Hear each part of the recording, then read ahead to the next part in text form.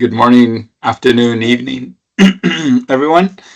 Good to see everyone here. I've been traveling, so I missed the last one, but good to be back, and even better to be with Paul again. I haven't seen Paul in a while, but we have today Paul from UBC, and he's going to be presenting us some of his work on UV and water treatment and how that relates to low resource settings. But we'll keep our intros as usual very brief, and I'll let you, the floor is yours, and take it away.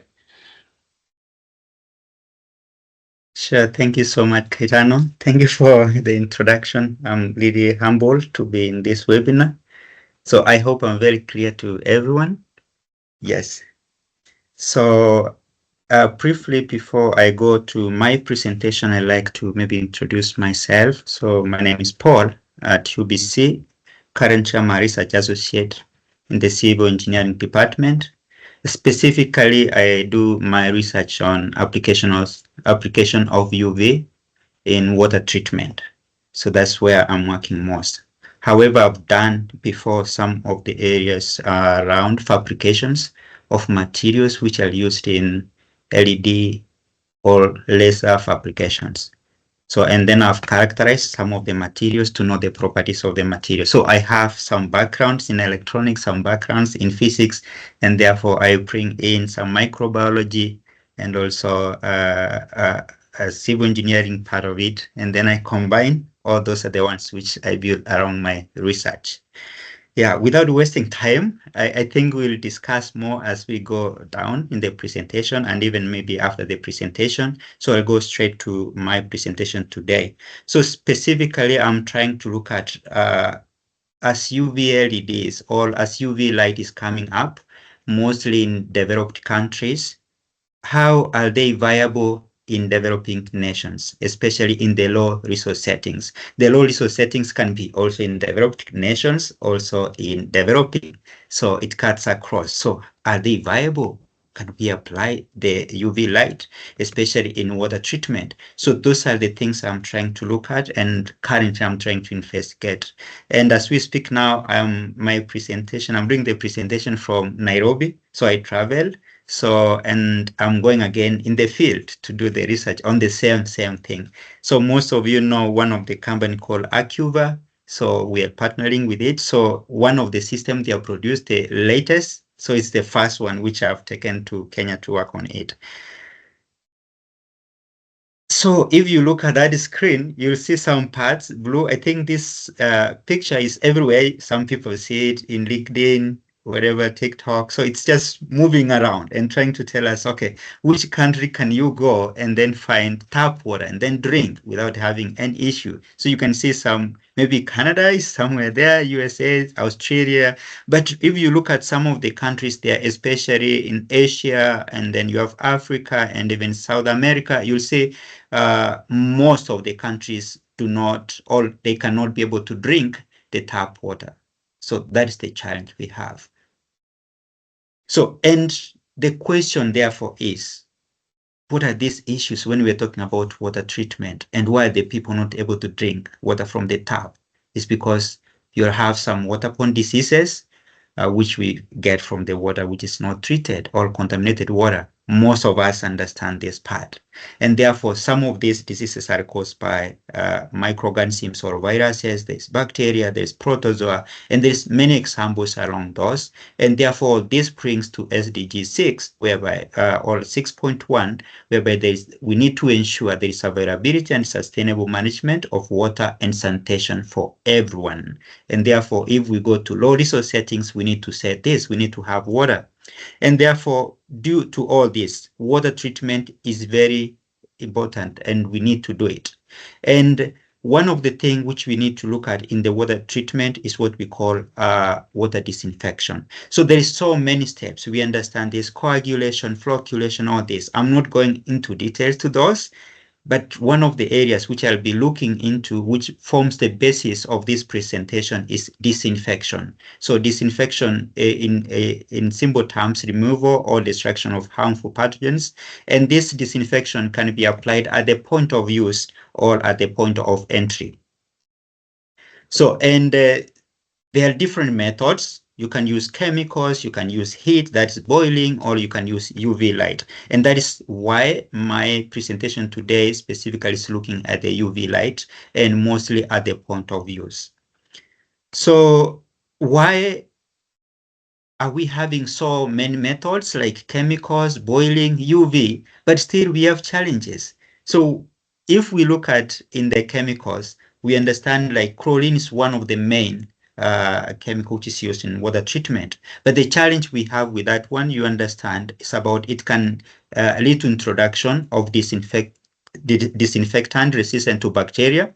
And one of the problem which we have now in low resource settings is people do not like this test. So it can change the water taste and also it can produce odor.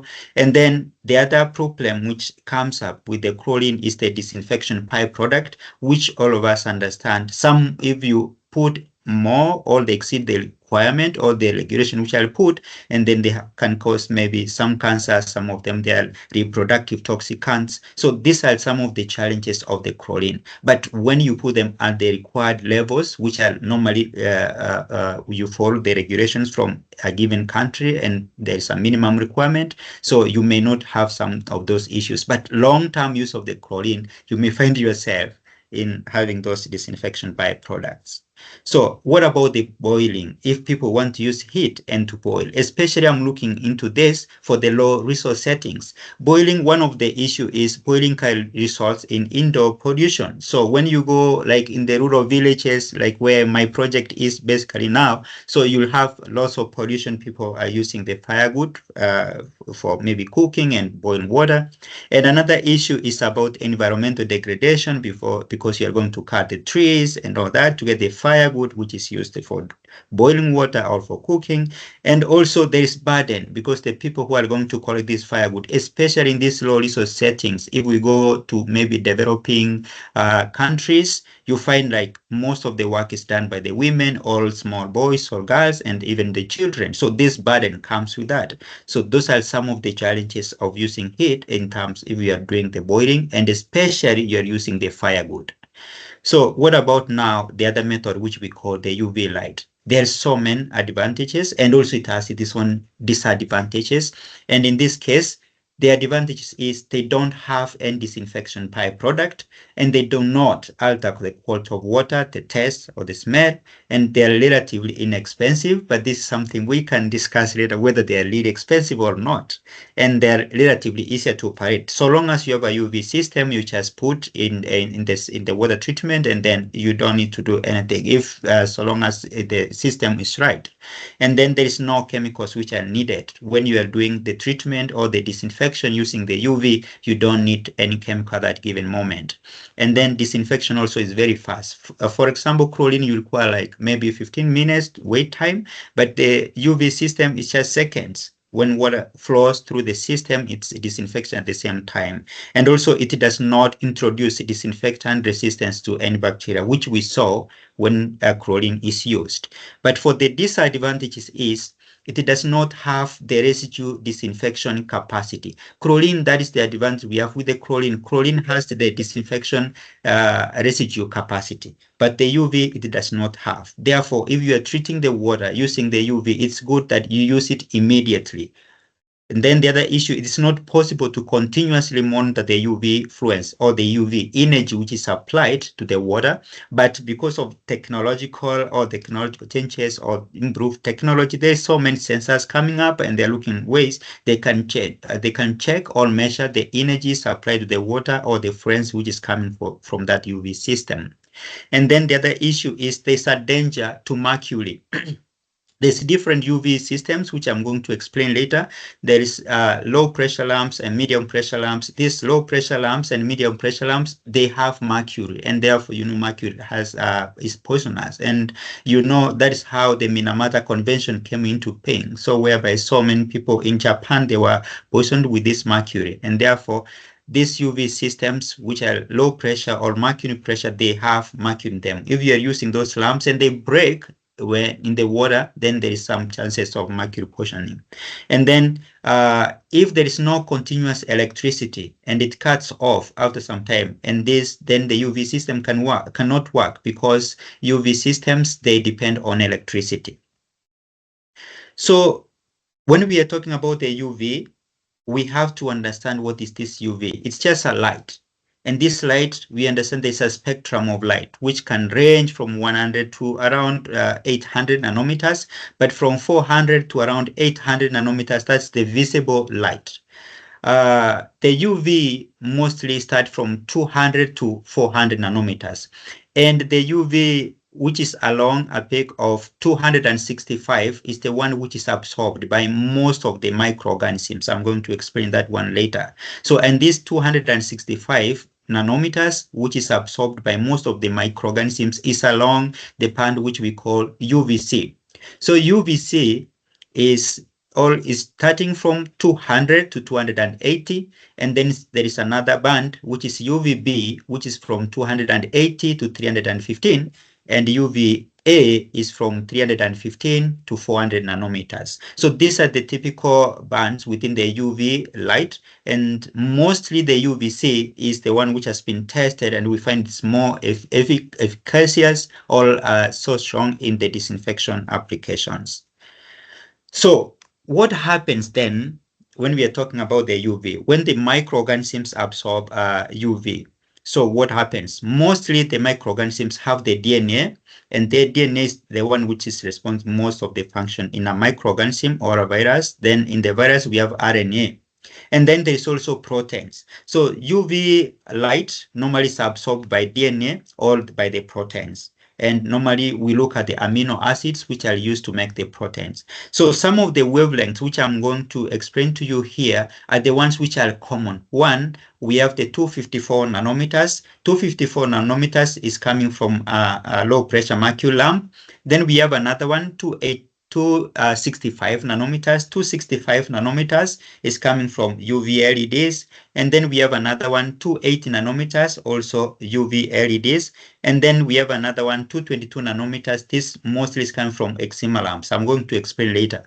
So this wavelength, which I've mentioned here, specifically the one, if you go to the market, you are going to come up, or you're going to find systems which are either emitting wavelength at the 254 or emitting wavelength at the 265 and the 280 nanometers. And the reason why you find this wavelength is because they are the ones which have researched more, and we have found in research that 265 is very high in this performance in inactivation of microorganisms, and then we have 280 also and 254. And currently people are researching a lot in the 222 nanometers.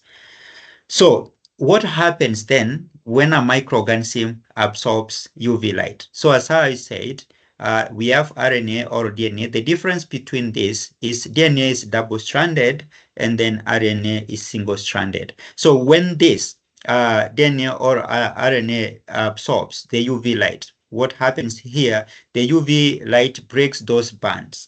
When it's breaking those bands, this what happens. What is formed along those strands is what we call pyrimidine dimer for growing cells, and we can have also spore photoproduct, that is SP, which is called germinating spores. So this what is caused within these given bands, and therefore it breaks. So when you affect the DNA or RNA of a microorganism or a virus, what happens is that microorganism is not able to reproduce, and that is what we are calling inactivating the microorganism. So that is what the work of UV. So UV, what it does not really kill a microorganism. What it does is to inactivate. And this happens because the DNA is stopped from performing its functions. So one of the challenge of some of the microorganisms, particularly the bacteria, they are able to repair themselves. And the reason why they are able to repair themselves is because they have an enzyme, which we call the photolyase enzyme.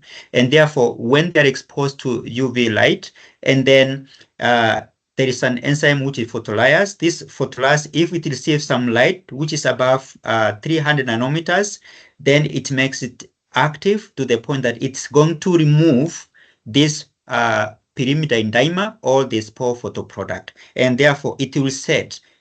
The moment that's removed that, PD or SP, it will set that DNA free, and therefore the microorganism again is able to continue this own work.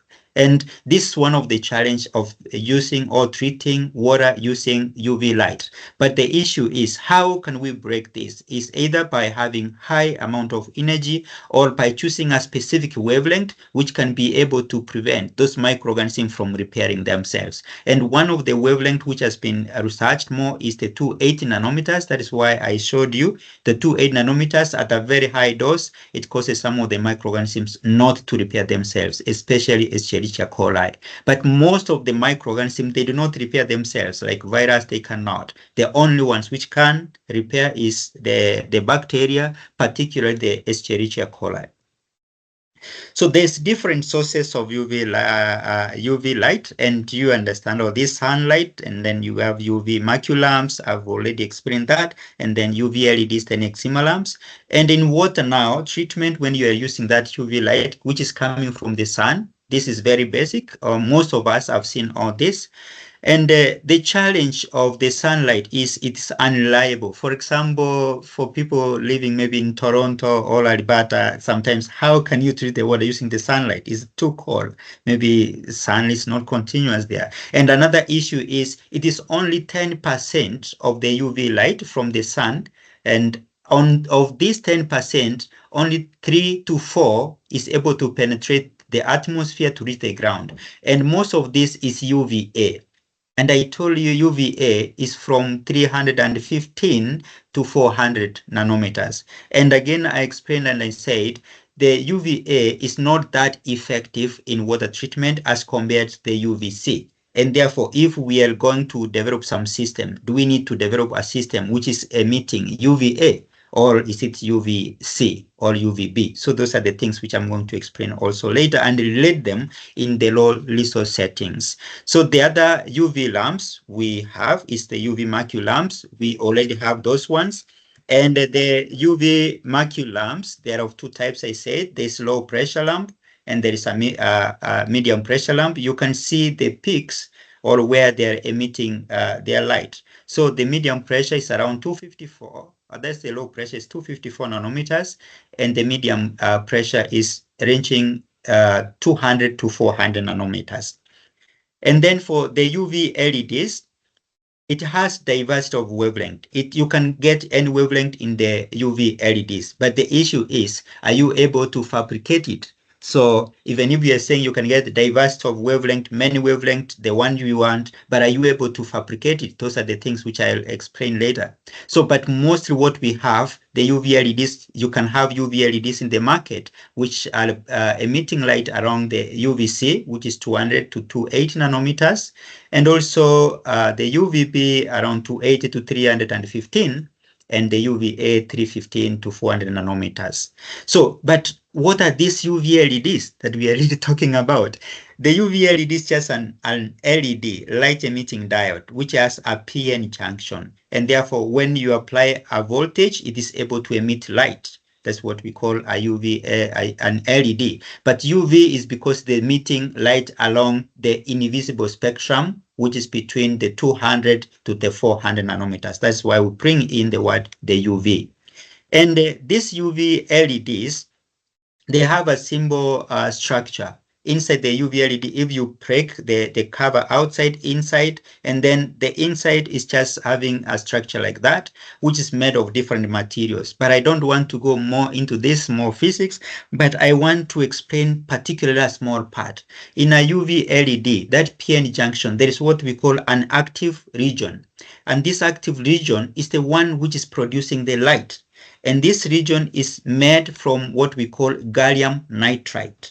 Gallium nitride is a pure semiconductor. You know, high school physics, there's what we called pure semiconductors and impure semiconductors. Pure, no impurities. Impure, they have impurities. So gallium nitride is a pure semiconductor. But when you add an impurity, you are bringing in aluminium. So aluminium, and then you add to gallium nitride. So here what you're doing is doping. So when you are doing the doping, The moment you add aluminium or you change the concentration of aluminium in gallium nitrate, what you are doing, you are changing the wavelength. You are shifting the wavelength. So the more aluminium you are adding in gallium nitrate, you reduce the wavelength. And if the aluminium is very small, in smaller quantities, then it means you are having higher wavelengths. So for example, you are making the UVA. To get the UVA, the concentration of aluminium is very small. But for the UVC, the concentration is very high. But now the problem comes. When you are adding, as I said earlier, that UVC is one of the best in disinfection. But to get those UV LEDs, it means then you need to make this active region to have more of aluminium. And the moment you add more of aluminium in gallium nitrate, you are destroying the quality of the material. So more of the material, more of the aluminium, it makes the material to have very poor quality. That's why you find like nowadays still the UV LEDs have not really gone so much into the market because they are struggling on how to fabricate the material itself, to grow the material itself. So that's the challenge which it has.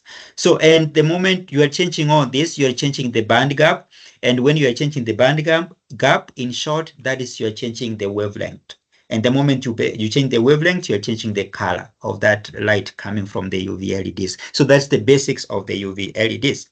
And when you package now that structure, this is what you get, the packaged UV LEDs, and you can solder them on what we call a PCB board, printed circuit board. Mostly the UV LEDs which are on a printed circuit board, most of the system which we have is what we call the SMD 5050 package.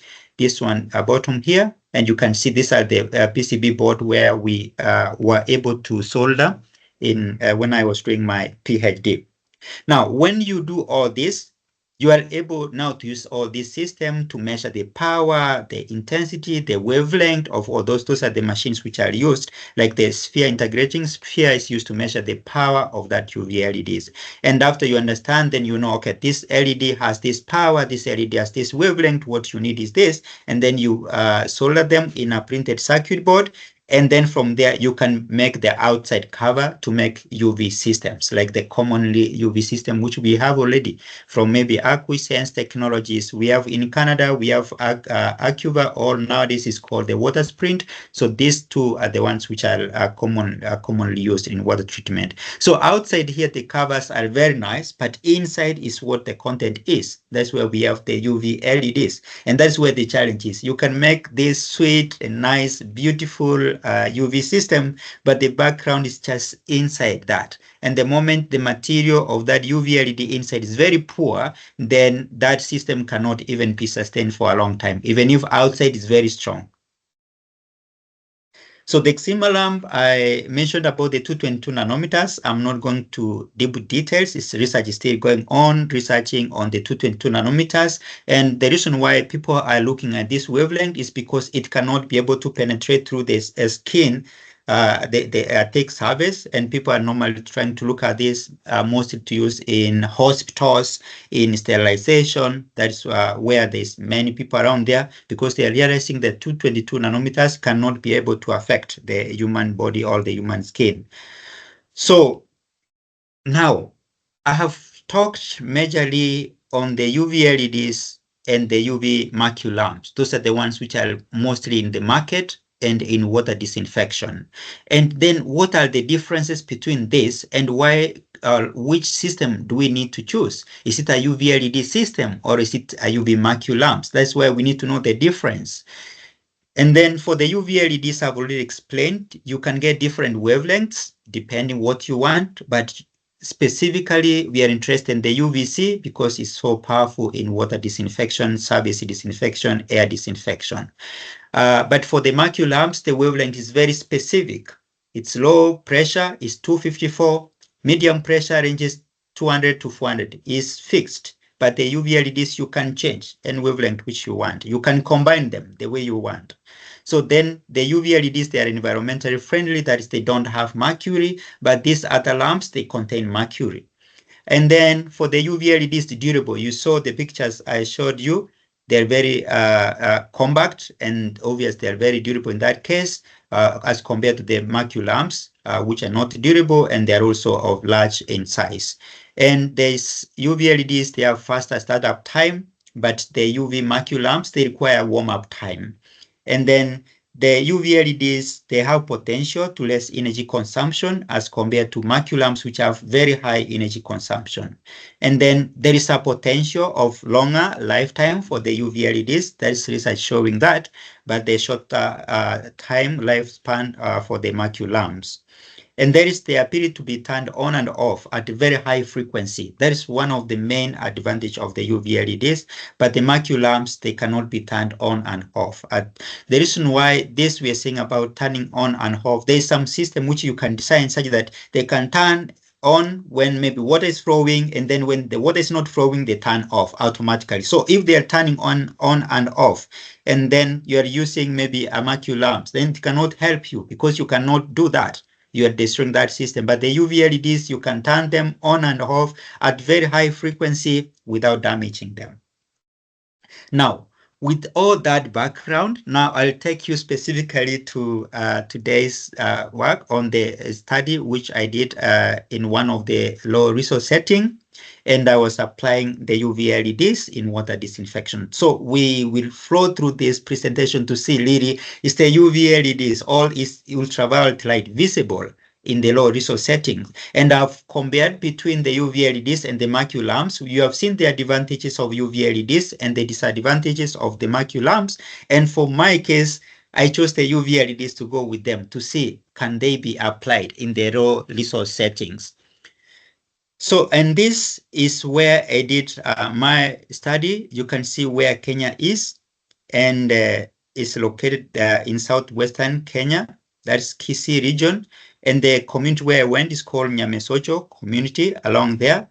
So, and then these are some of the water sources in that community. We have the surface water, the stream water, and then we have the protected spring, and then we have the borehole, and then we have the rainwater harvesting. These are the common water sources which are in that community. We don't have water from maybe the government or piped system. No, people go to collect the water from the surface or the stream, protected that. And the issue with the rainwater, you can have some of the worms inside. If you collect rain water from the roof, you'll find some worms, which we call the red worms. Now, one of the high school which we visited before we did this project, and you can see how water is collected in some of the schools, it's just rainwater harvesting with using these tanks. And then particularly for this school, they had another borehole. So they were mixing water from the borehole and then water from the rain. So all that. So this is one of the projects which I'm planning to go and check and measure the quality of that water in that given school. But this is common to most of the schools around Kenya.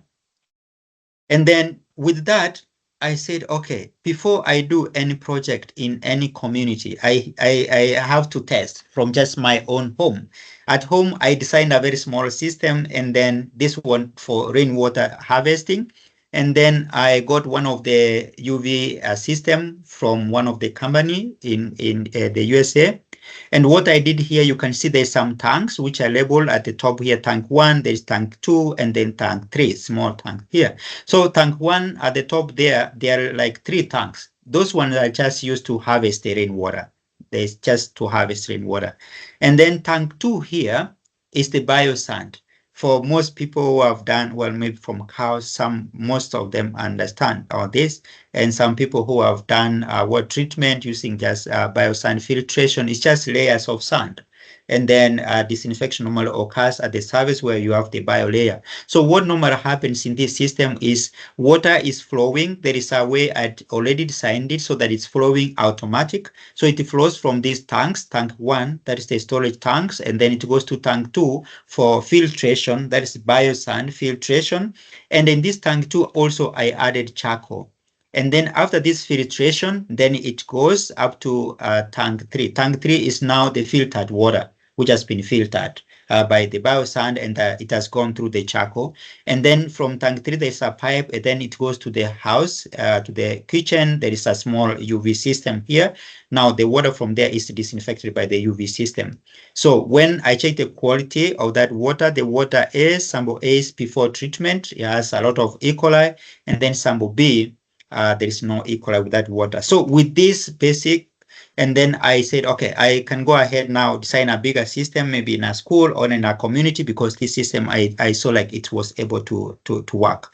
Especially when I used the charcoal, the main function of the charcoal was to remove the smell.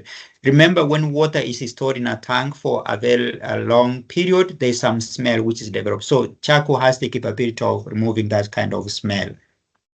And also it can remove some microorganisms, but particularly here, I was interested to use the charcoal to remove some of the smell.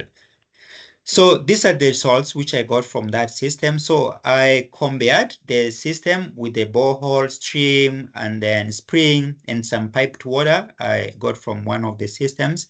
And then you can see here there's a lot of E. coli in the stream. There is a spring, borehole. Rainwater has some E. coli, not too much as compared to these other ones. But now when I was comparing only the rainwater, you can see after the biosand filtration and the charcoal, there was no E. coli presence. And then while comparing it with the after UVC. So if after the biosand and the charcoal, there is no E. coli, so obviously we don't expect to have any E. coli after UV. So already all the E. coli was removed by the biosand and the charcoal filtration system. And then the other issue is in water treatment using the UV light, one of the issue is you have to ensure it has a very high UVT. UVT, that's ultraviolet transmittance, very high UVT. Then it's the same as when you are using the chlorine. You have to ensure very low turbidity. It's the same thing with the UV. So if the turbidity is very high, and then it means like really chlorine cannot perform so well in that. You have to ensure the water is very clear. The same applies to the UV. When you're using that, you have to ensure the water is very clear. And when it's very clear, it means the UVT is very high. And therefore, I checked the UVT of the water sources which we are using. I found like the water from the protected spring, stream, borehole, it has a very low UVT, but the water which is from the rain, it has a very high UVT. And this one particularly, I was looking around 260 to 280 nanometers. So the UVT around here, it was above 95%. So UVT of above 95% is very good when you are applying UV light in water treatment, because the UV light can have enough time to penetrate through to be absorbed by the microorganism. Otherwise, if you have high turbidity, very low UVT, maybe some particles in the water, it means the UVT is going to be absorbed by those particles. So less of the UV light is going to be absorbed by the microorganism. Therefore, some microorganism may survive in that treatment system. So, and then what are the challenges that I faced here? The first challenge was frequent power outages. This was in a rural community. There is no electricity. So at one point, there is no electricity. So luckily, we had already used the biosand and charcoal filtration. So we were able to use the water even if there's no electricity, because it was able to take care of the microorganisms and also remove some of the smell through that charcoal. So the other issue is the system which I used in this home. This was just a household. It was just 2 liters per minute, just at the kitchen. Few people, maybe 5 or 2, 3 people can use that. And the other issue is like, I wanted to scale up. Resources were not there. So therefore, this project, when I presented in one of the conference, we got some funding. And therefore, this was through MyTax and some of the companies in Canada, that's Clear Inc. and MW Technologies. The moment they funded, then I took the project to a school. And the school was also within the community where I did the first household project. And this school is called Yanyabayo Memorial Academy. You can see where it's located. And the school also uses the same protected spring and even rivers, which are around there, to collect the water. So this is the school that I did the project in. And the school has a population of around 400, that is pupils and including teachers and also the staff. And this is how the students collect the water. This from the protected spring. This is how the students carry the water in that community, in that given school. And therefore, I designed this kind of system. So the system I designed is just rainwater harvesting. And the reason why I use this is because in that community that is a Kisii region, there's frequent rainfall. In fact, we have some dry seasons, maybe once a month. In a year, maybe 2 or 3 months, but not following each other. So there's enough rainfall. Therefore, rainwater can be a good source of water for that community. But remember, for you to use the rainwater for maybe drinking or cooking, you have to store it or to harvest it. The moment you harvest it in a container, mostly in this community, we use the polystyrene water tanks.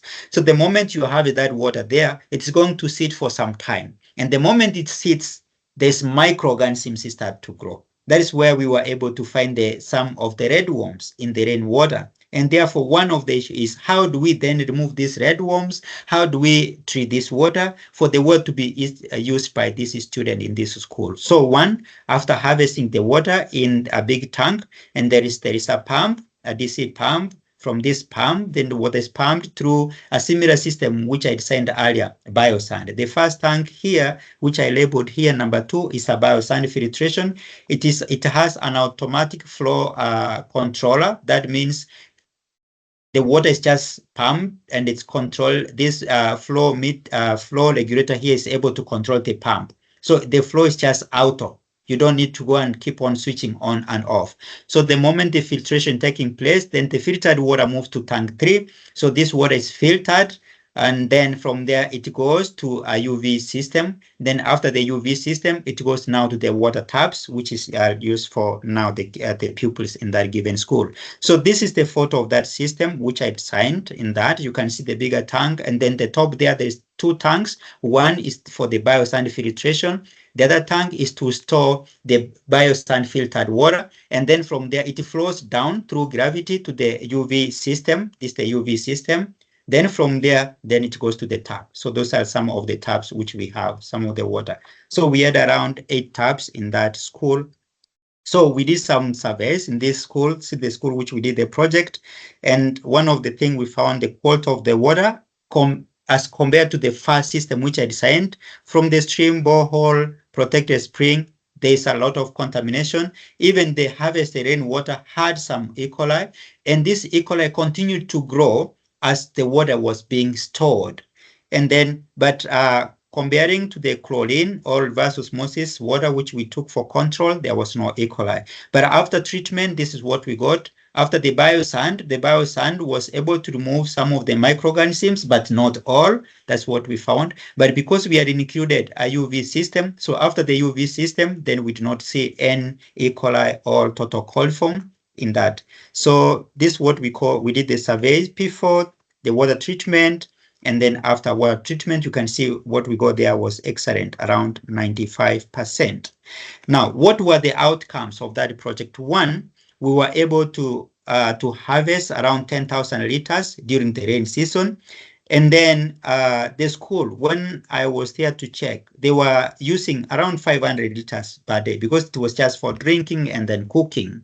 They were able to use 500 liters per day. And therefore, calculating that, we realized that if there's no rain and we have already harvested 10,000, then the water can last around 20 days in the absence of rain.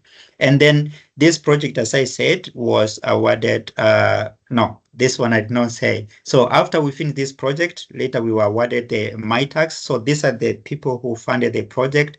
And then this was the award that the project won. Now, the other thing which now we are planning, as I showed you, in those communities, they are using protected spring, rivers, boreholes. So the next project which we are planning is to treat the water from the protected spring and then to apply the same. So this is the protected spring which I'm now planning to go and design. And then from this, still I include the biosand filtration, and then from there I include the UV LED system. So this is how the people collect, and this is the quality of the water in that in that given protected spring. So I'm sure with all this, if we are able to apply this kind of technology, at one point we may able to provide clean water in this low resource setting, particularly using the biosand filtration and then combining it with a UV LED system. So this, I acknowledge most of the people who funded this project, with also my supervisor, Sarah, and this our group at UBC. I really appreciate for listening to this short presentation or long presentation. Thank you so much, and really welcome any question.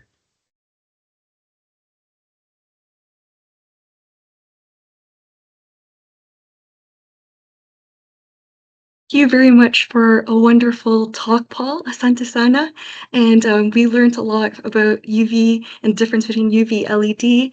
And it was great to see the case study. And congratulations to your team for the MyTech's Innovation Award. We'll take this time now to take questions from the audience. Feel free to drop them in the chat or to raise your hand and unmute yourself. We've enabled both the unmute button and the mic and the camera, and you can also raise your hand. All right, we've got our first question in the chat from Paul Bowman. If the water is coming from a borehole or rainwater, why does the water need to go through the biosand filter? Can it go straight to the UV light? Can the water go straight to the UV light? Yeah, sure. Thank you so much for bringing that. So the issue is rainwater. How can the rainwater pass through the UV system? First, you have to harvest it.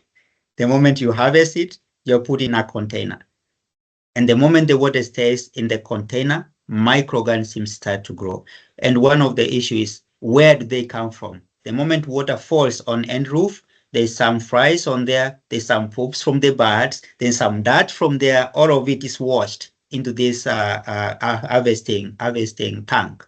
And therefore, as I said, UV is so efficient when the UV